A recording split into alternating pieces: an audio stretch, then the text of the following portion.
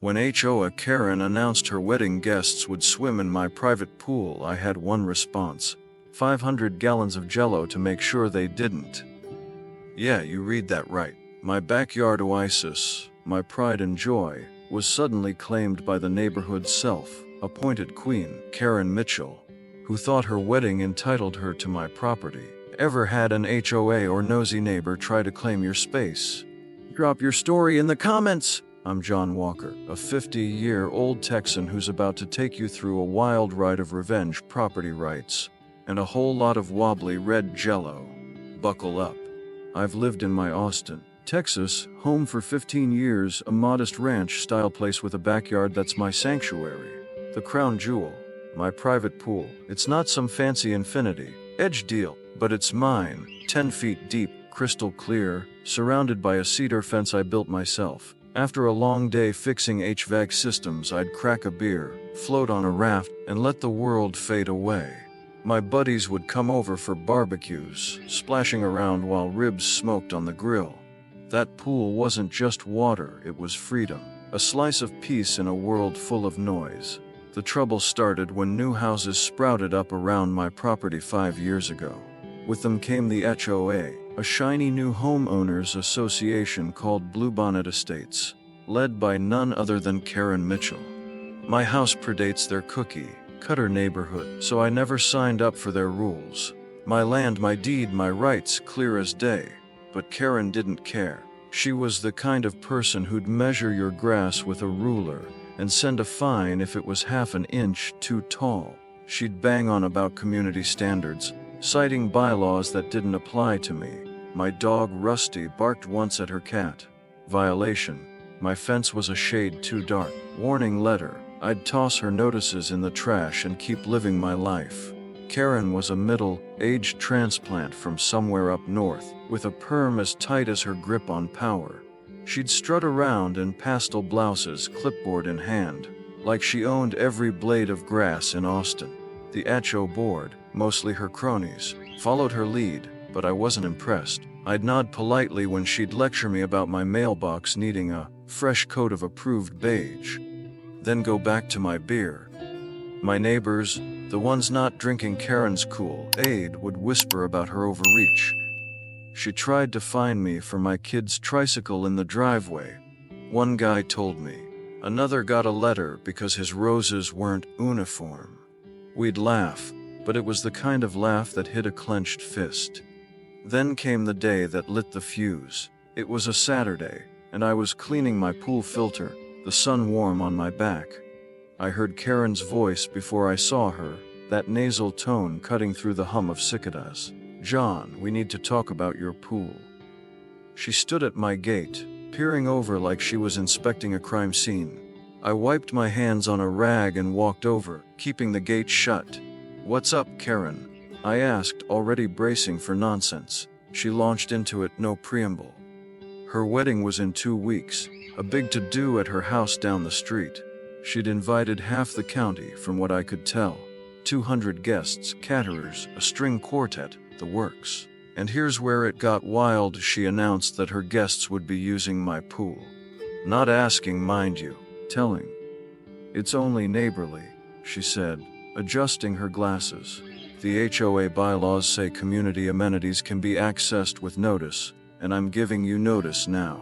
She handed me a folded piece of paper, some photocopied page from her precious rule book, and smiled like she'd just solved world hunger.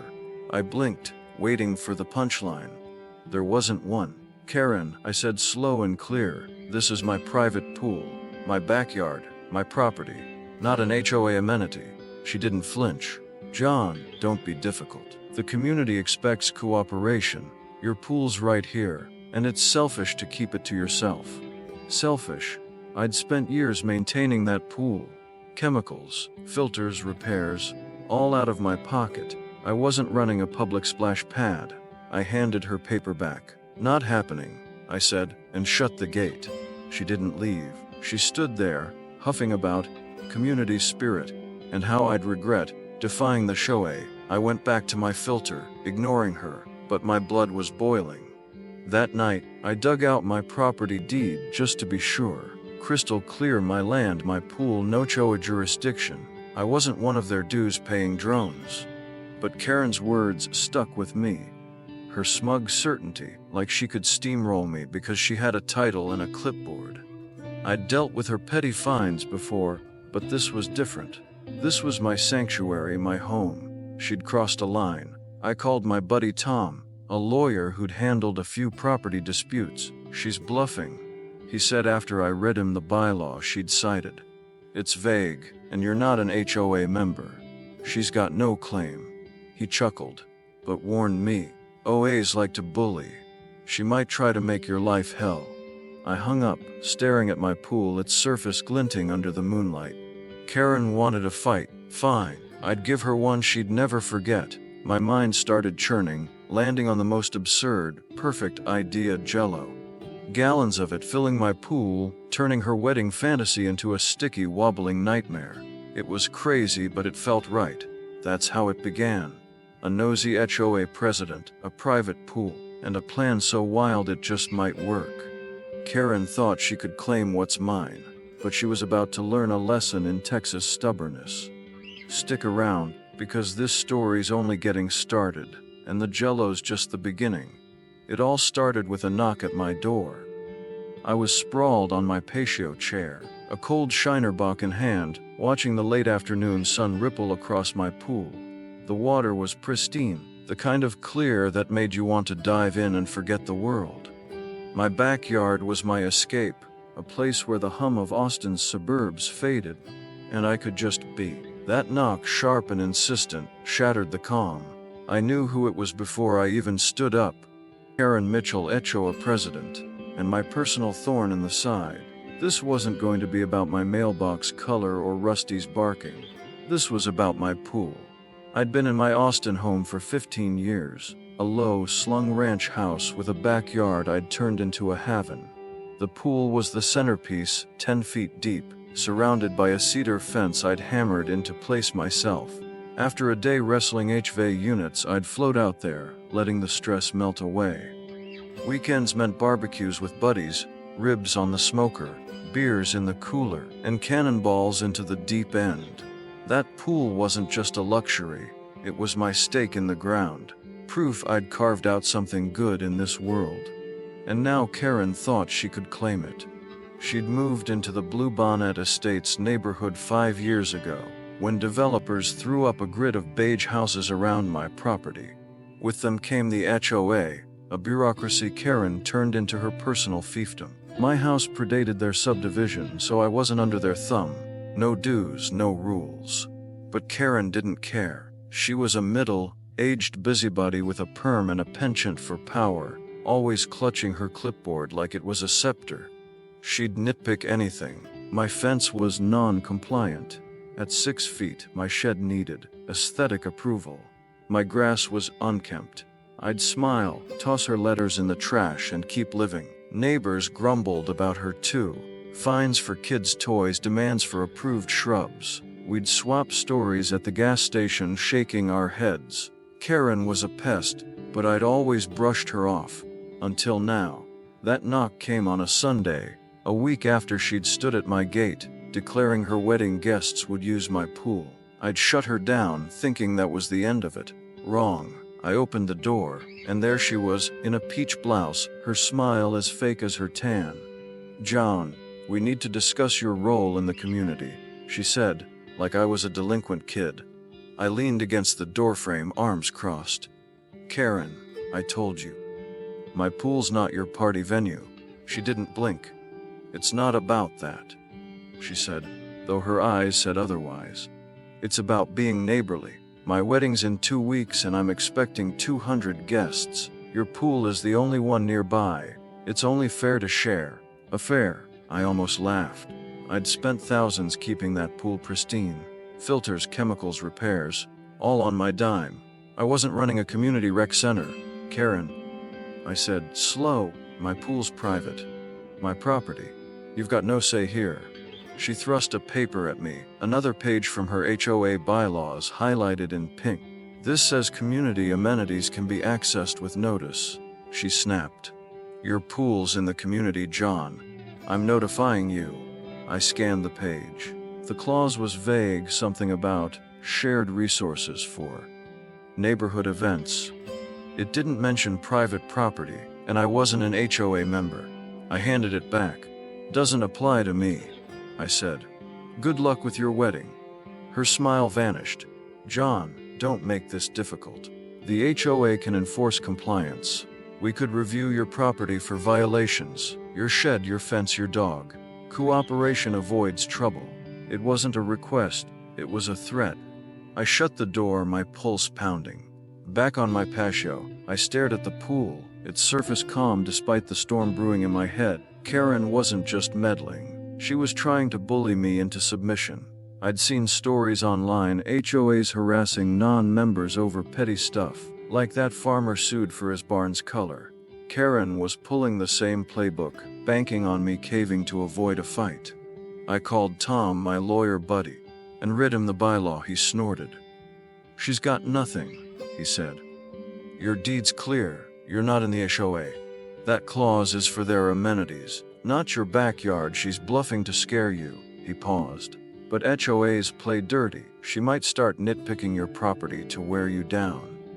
I thanked him and hung up, my eyes on the pool. Tom was right. Karen wouldn't stop.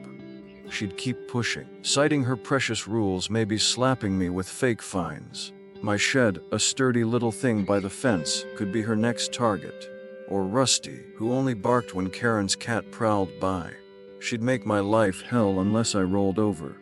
I wasn't rolling over. That pool was mine, every chlorinated drop. I'd fought for this house, this life through long hours and lean years. No clipboard-waving tyrant was going to take it. But I needed a plan, something to stop her cold. I sipped my beer, the idea of Jello flickering in my mind. It was absurd, 500 gallons of wobbly, red gelatin clogging my pool, turning her wedding dreams into a sticky mess. It'd be a stunt, sure, but a legal one. My property, my rules. I grinned, imagining Karen's face when she saw it. She wanted a pool party. I'd give her something better. That knock had changed everything. Karen thought she could steamroll me, but she'd miscalculated. I wasn't just some guy with a pool. I was a Texan with a point to prove. 2 weeks until her wedding, and I was already planning my move.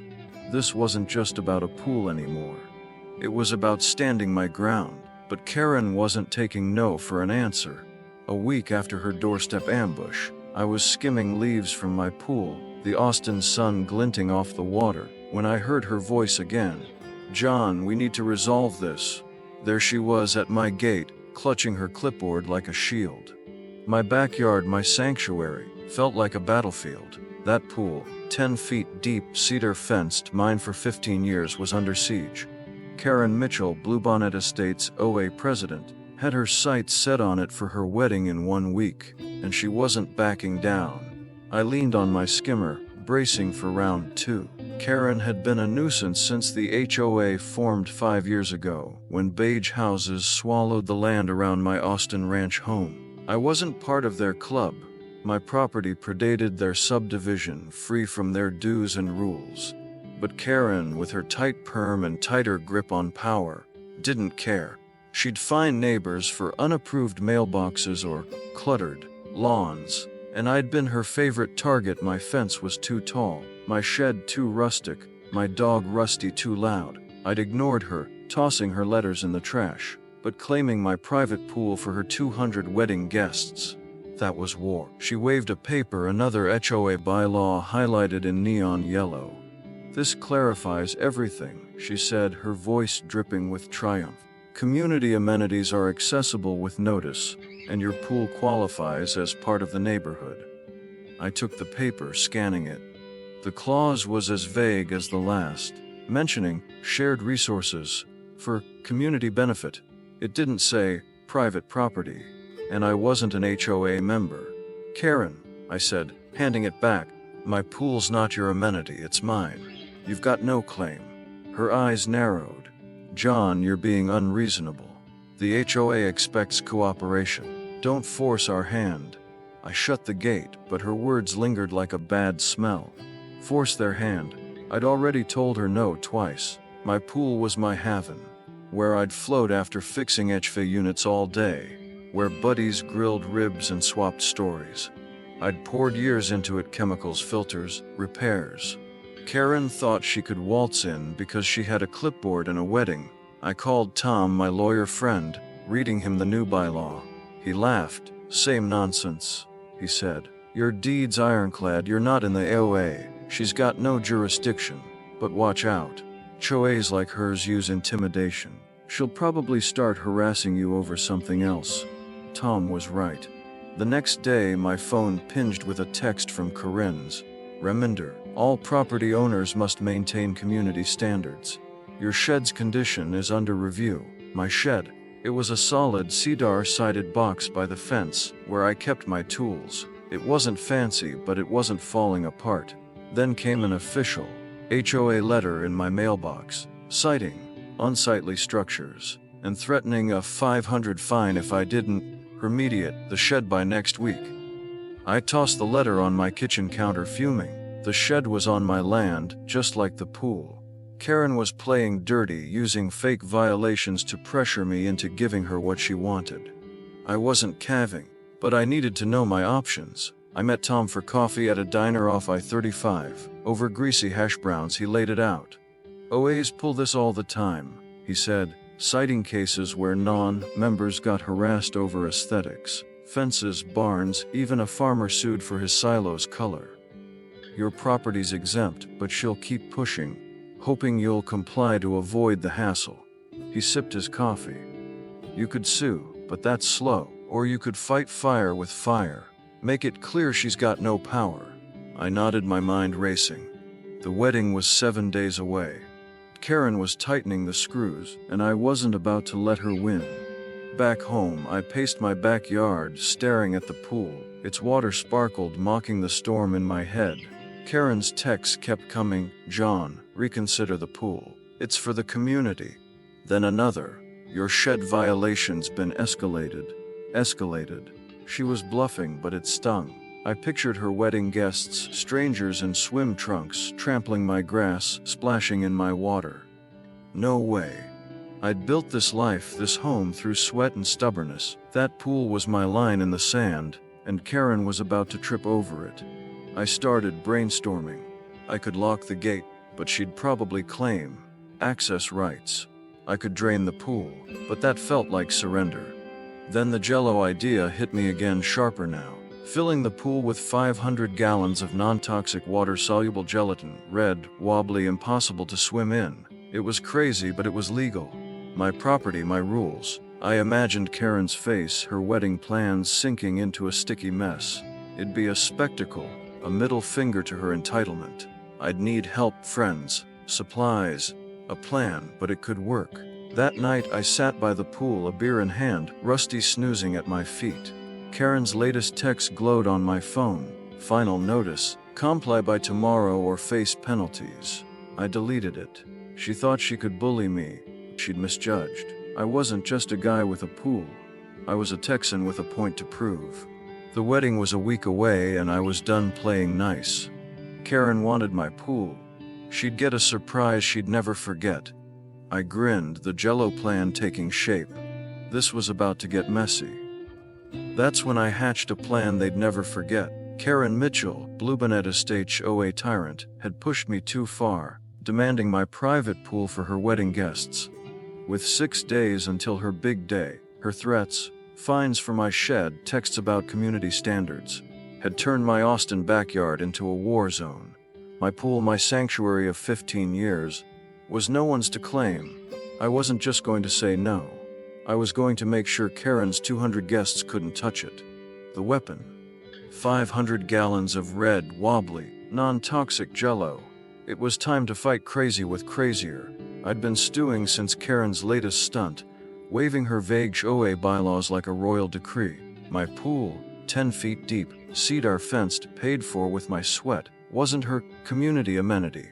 I wasn't in her HOA. My ranch house predated her beige subdivision. But she'd escalated, targeting my shed with fake violations, hinting at more trouble if I didn't hand over my pool.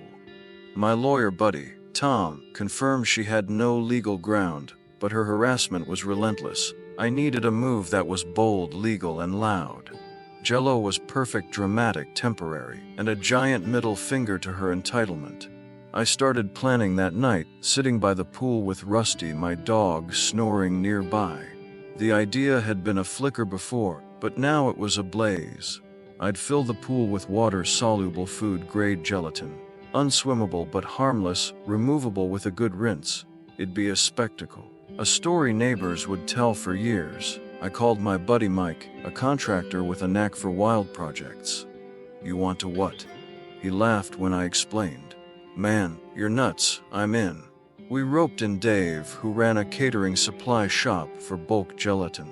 By morning, we had a plan: mix and pour enough Jello to clog the pool, timed for maximum impact before Karen's wedding.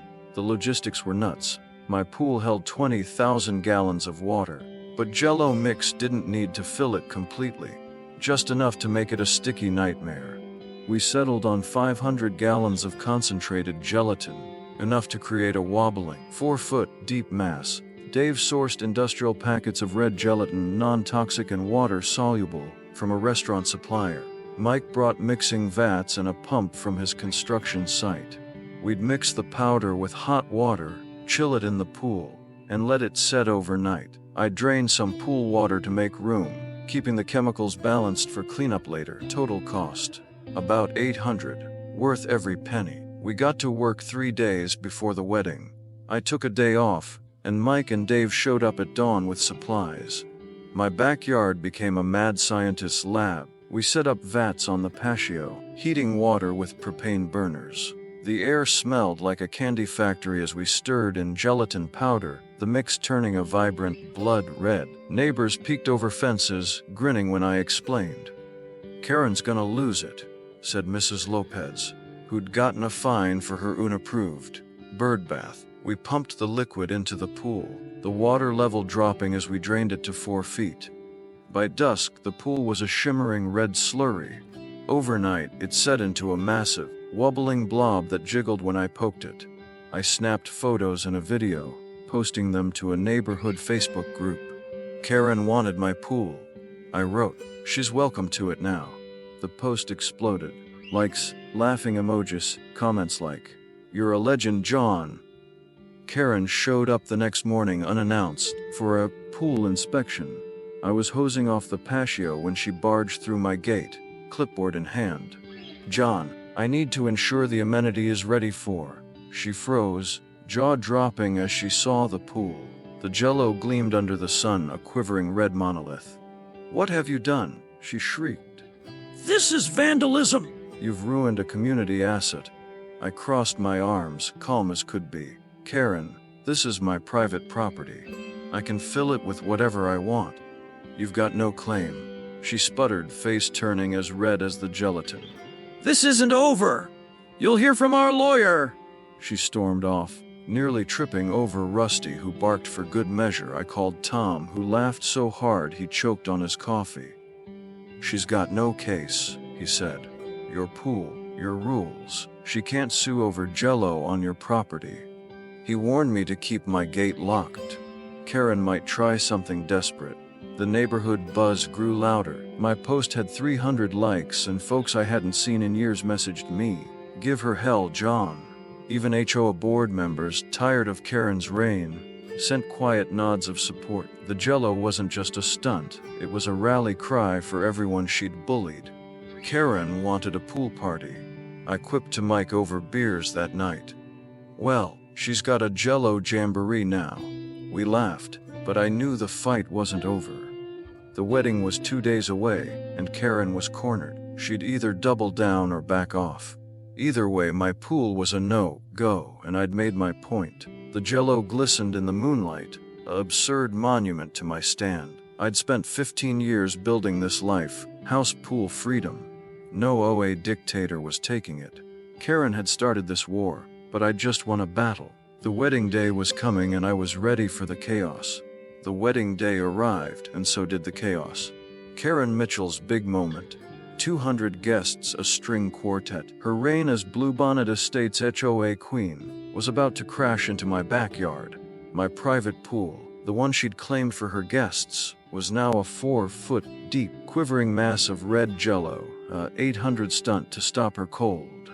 I'd spent 15 years making my Austin ranch house a haven, and that pool, 10 feet deep, cedar fenced, was my line in the sand. Karen had bullied me for weeks, citing vague bylaws, threatening fines over my shed, but I'd turned her power grab into a wobbly, viral spectacle. Today was the showdown. I woke at dawn, the Jello glistening in the morning light. A sign hung on my gate, private property, no entry. My phone buzzed with notifications. My Facebook post with photos of the Jello-filled pool had hit 500 likes, neighbors cheering me on. Karen's done for, wrote Mrs. Lopez, fined last year for her bird bath. Even HOA board members, fed up with her tyranny, messaged support. I locked the gate, set up a lawn chair by the pool, and waited. Rusty, my dog, lounged nearby, sensing the tension. The wedding was blocks away at Karen's house, but her guests would come here expecting a swim. They'd get a surprise. By 10 a.m., cars lined the street. Wedding guests in sundresses and swim trunks wandered toward my yard, clutching towels, laughing like they owned the place. A guy in flip-flops tried the gate, then froze, staring at the Jello. "What the hell?" he muttered. Others gathered, pointing and snapping photos. "Is this a joke?" a woman asked. I sipped my coffee, calm. "Private pool," I said, pointing to the sign. "Not open to the public." They grumbled but backed off, some chuckling at the absurdity. My post had warned the neighborhood. This wasn't Karen's pool, and I wasn't playing. Then came the main event. Karen stormed up, her white wedding gown trailing, veil flapping, face as red as the Jello. "John Walker," she shrieked, banging on the gate. "Fix this now." She was a vision of rage, her guests trailing behind, whispering. I stood, crossing my arms. "Karen, I told you this is my property. You've got no claim?" She jabbed a finger at the pool. This is sabotage. You've ruined my wedding. I shrugged. "You wanted my pool. There it is, enjoy." The crowd murmured, some stifling laughs.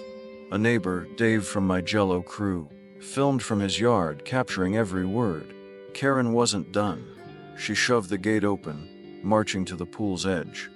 "If you won't fix it, I will." Before I could blink, she hiked up her gown and jumped in. The Jello swallowed her, a slow-motion disaster. She flailed, her dress soaking red, veil tangling in the sticky mess.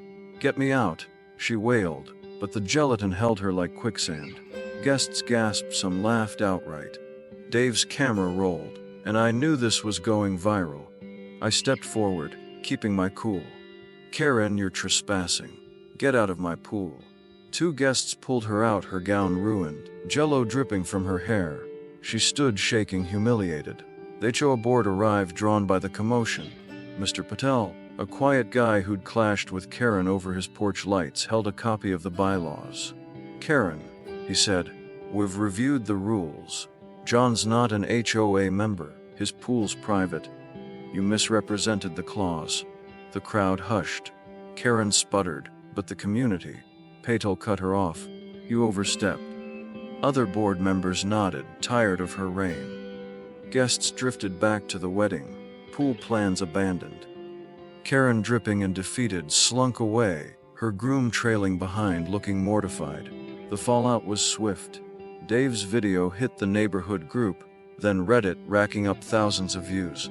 "OA Karen Vess, Jello pool," trended, with comments like, "Legend," and "She got what she deserved." Karen's influence crumbled. Neighbors, emboldened, challenged her at the next OA meeting, demanding transparency. She stepped down as president a week later, citing personal reasons. My inbox overflowed with messages. Folks I hadn't seen in years, even a guy from Houston who'd fought his own HOA. "You're my hero," he wrote. I laughed, but it felt good. I cleaned the pool the next day. Mike and Dave helped, blasting the Jello with hoses, the water-soluble mix dissolving easily. By evening, the pool sparkled again, my sanctuary restored. I floated on a raft, beer in hand, Rusty snoring nearby. The shed stood untouched, no more fake fines. The gate stayed locked, my sign still up.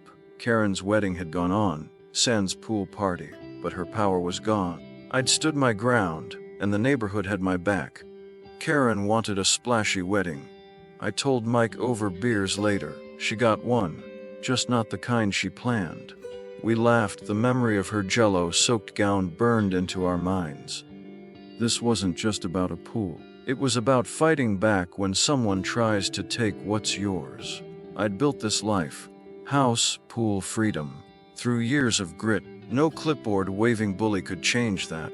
That's how I stopped HOA Karen's pool takeover. If you enjoyed this story, hit that like button, subscribe to my channel, and ring the bell so you don't miss more OA showdowns. Got your own Karen tale? Share it below. For now, my pool's mine again and I'm floating in peace.